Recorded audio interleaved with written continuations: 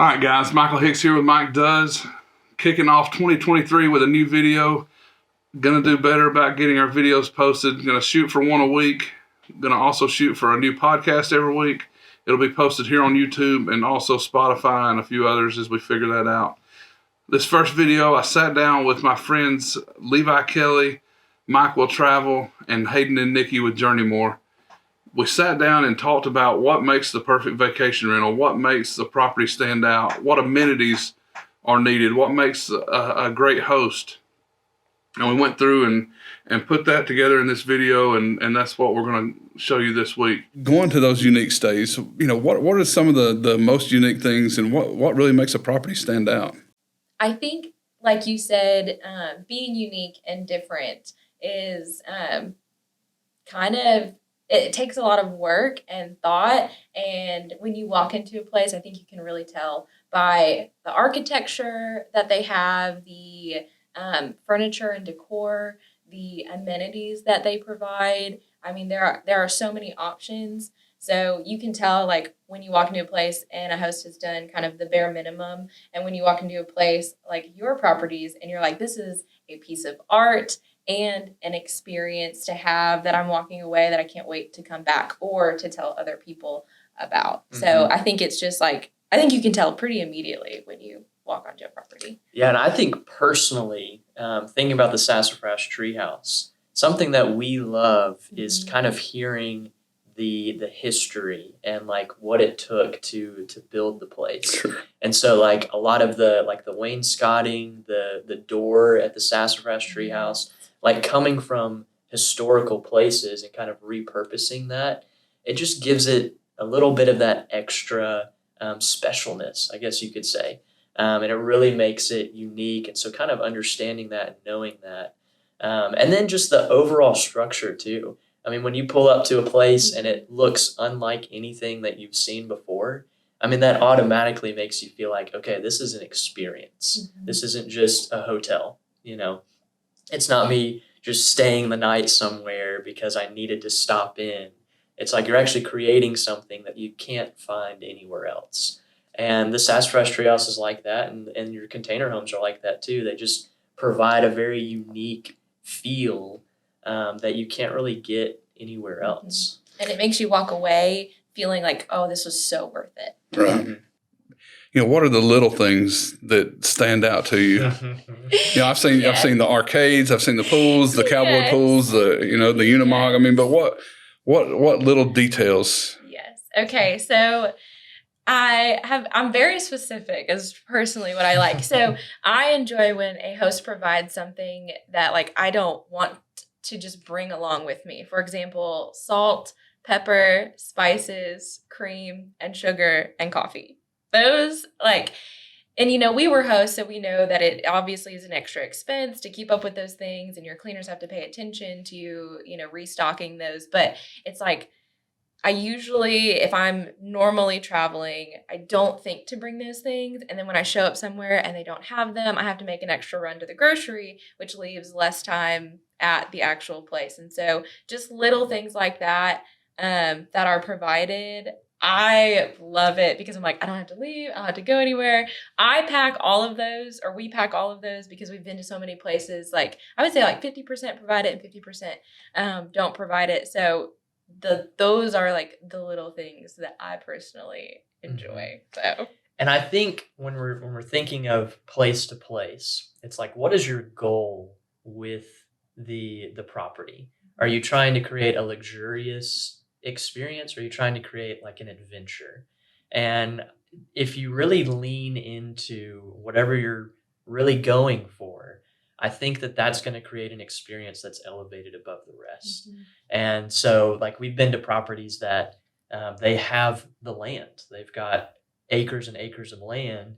And so they've carved out hiking trails. They've made paths down to the river and things like that. And so it really adds to that experience of there's a lot more to do here than just come and see this cool place and then sleep in it. Sure. And so I think that's, if you've got the land, a hiking trail is a great thing.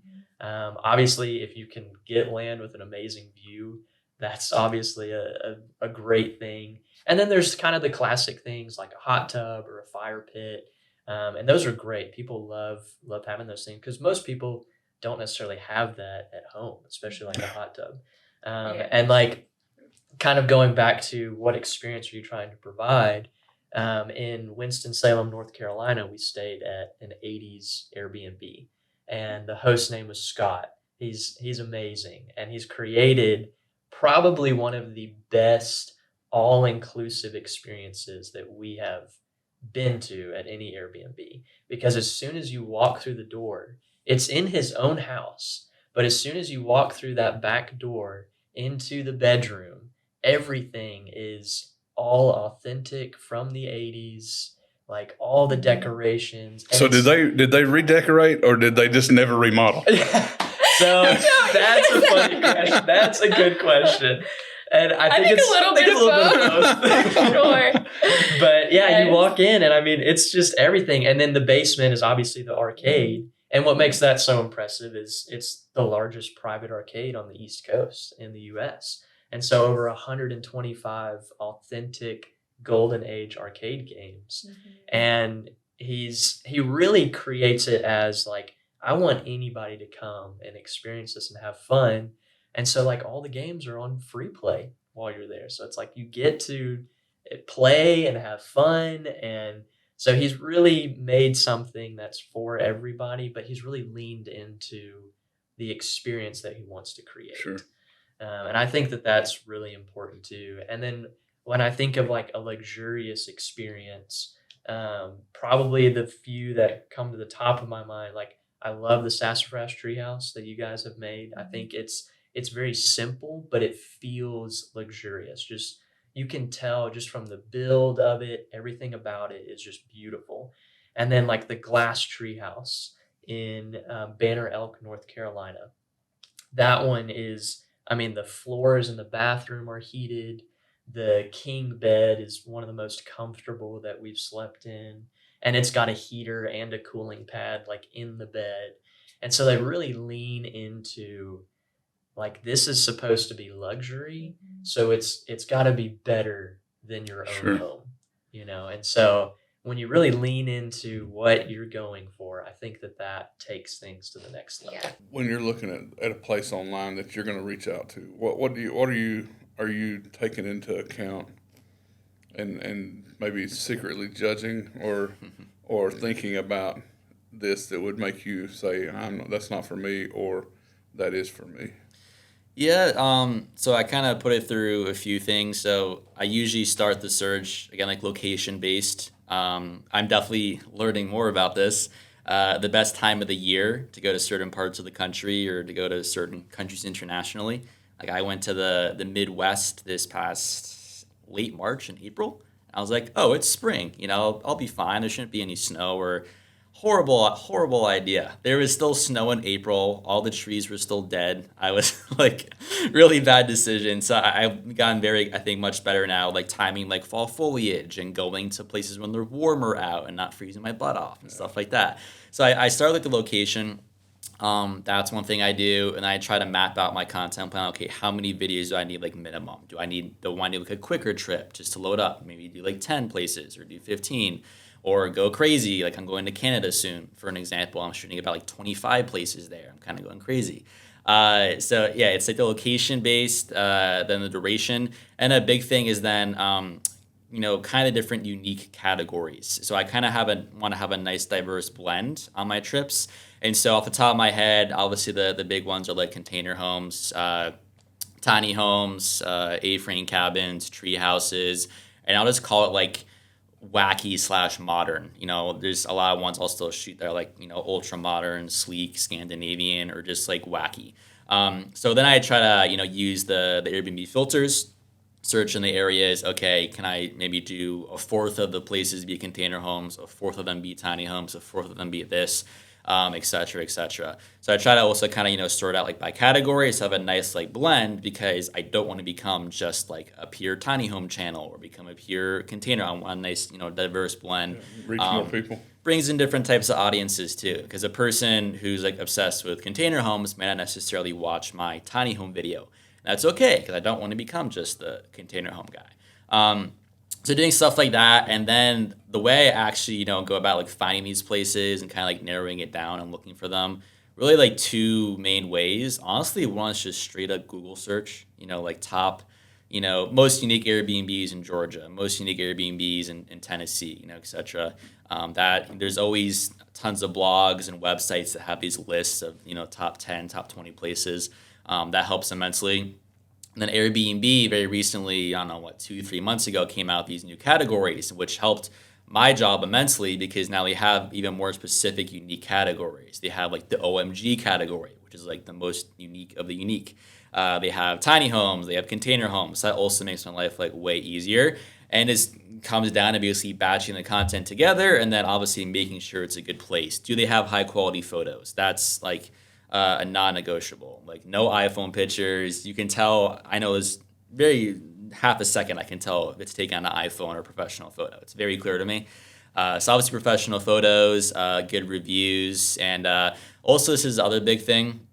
And then I'll cap this off. Is do they have marketing? Because that's another big thing I've learned. If they don't have an Instagram account or Facebook or a website or like nothing, like they're only on Airbnb and that's the only place you can find them. That'll make it tougher for them to even answer me because it makes it more difficult for me to actually contact them. And two, they may just not be as open to working with creators like myself if they don't do any form of social media marketing or really any marketing at all. So it definitely makes me more interested if they have existing, social media feeds, because then I know, okay, these people believe in marketing and they're way more likely to want to work with me, and they may also potentially become maybe a future paid marketing client of mine, because I do have my agency. I do lots of consulting outside of YouTube. So that's another big thing I would say. So yeah, that was a lot, but I have a whole process. When you're staying, I know you pull up to property.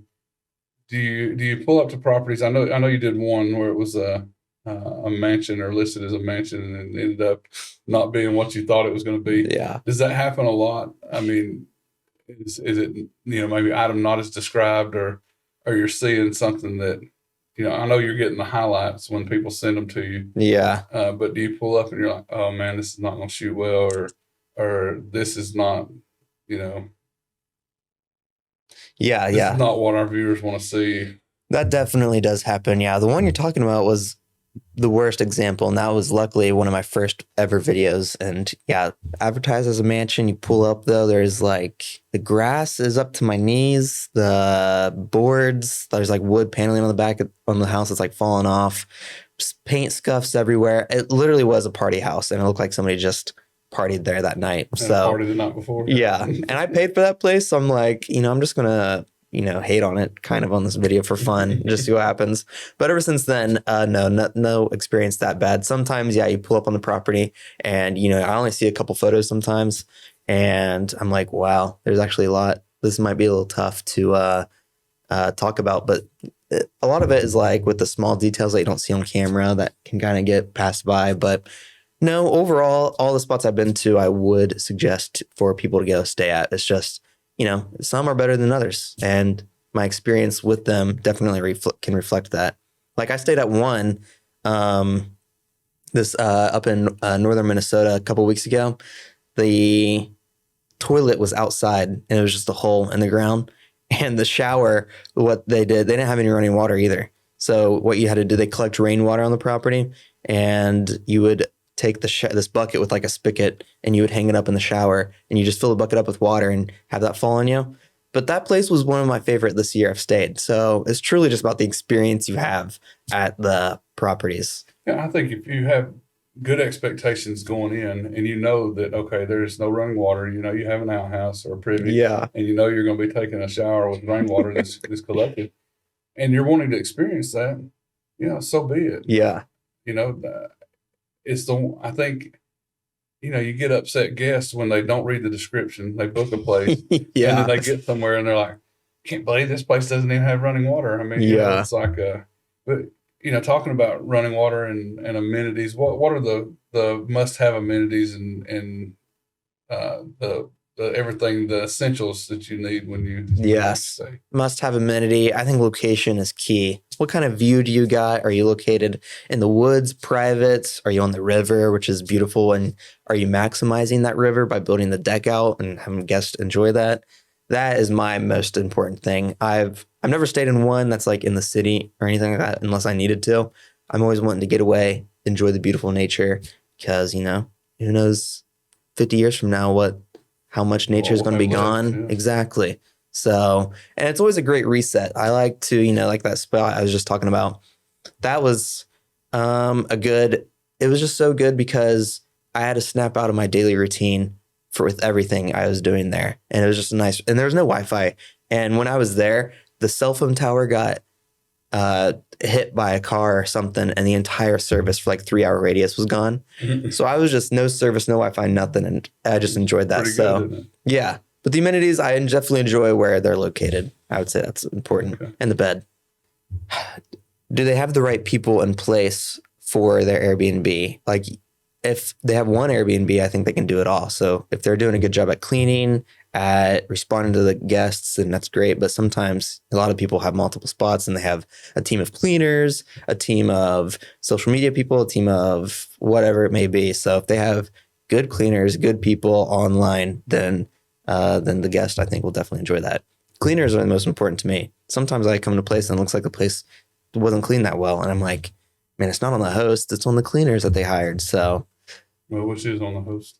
yeah, I guess in the line of things, yeah, it is on the host too. So if That's, they, as we've grown, we've had to, we're still trying to do the social media thing, but there's going to come a point where we just need to turn that over. But it's like, Yeah. we've got a cleaner and we've got a turnover specialist that checks behind the cleaner, but things still get missed. I mean, and then there's, the biggest thing for us is, we're at 5 properties now, and Mhm. it's like, we're checking on the day to day and making sure things are happening, or we have the turnover specialist checking on those things. Mhm. And then we end up going to a property. Well, just like yesterday, we pull up to the river house, and the first thing I see when I walk up, I was like, man, there's spider webs and gnats up there that weren't there 3 days ago. It's like, yeah, that's tough.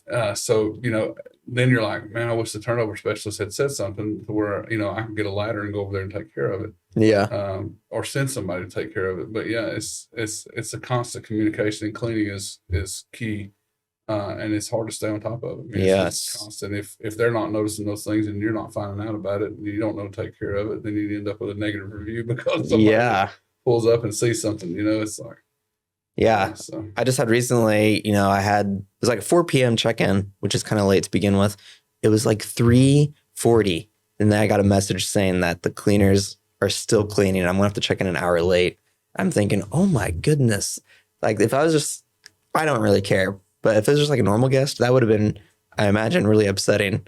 Also, I've had a time where communication is key as well with the guests. Whenever I was staying at this place for a night, they normally send like the check-in the day of or whatever, the day before. Well, I was messaging the guy I was driving to his place because I knew the city he was living in. I never got a response or anything that whole day. I couldn't check in. I didn't know where he was. He didn't message me till the next morning saying I had to go stay somewhere else that night. So he didn't message me till the next morning. He's like, oh, sorry, you should have messaged me a little bit earlier. I didn't have my phone. And that was it. I didn't message him back. So that was horrible communication.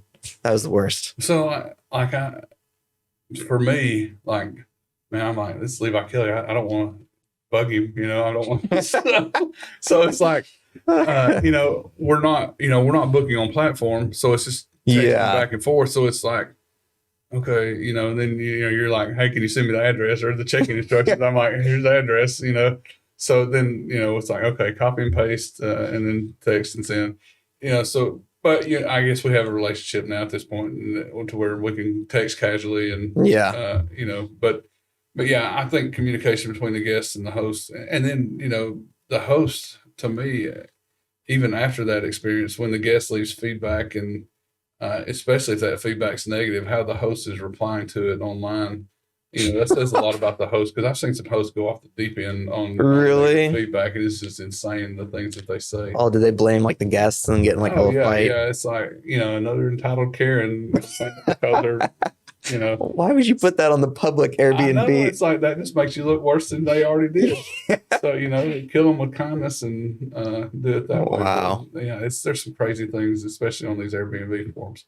Oh, really? Oh, yeah. I would love to see those. Yeah, you can go on some of those pages and start just Man, messing around with it. why do people think that's nuts? Yeah, I don't know. All right, guys, thanks for watching. Make sure to hit that like button, hit that subscribe button. Stay tuned for next week and the week after and the week after. As we roll out new videos, we'll have the full interviews with Hayden and Nikki and Levi and Mike. And not only will we be discussing short-term rentals, we'll also be digging into what makes them tick and how they've built their business and what's really what their businesses have done for them and their family lives and their personal lives. So stay tuned for that. Look forward to 2023. See you guys next time.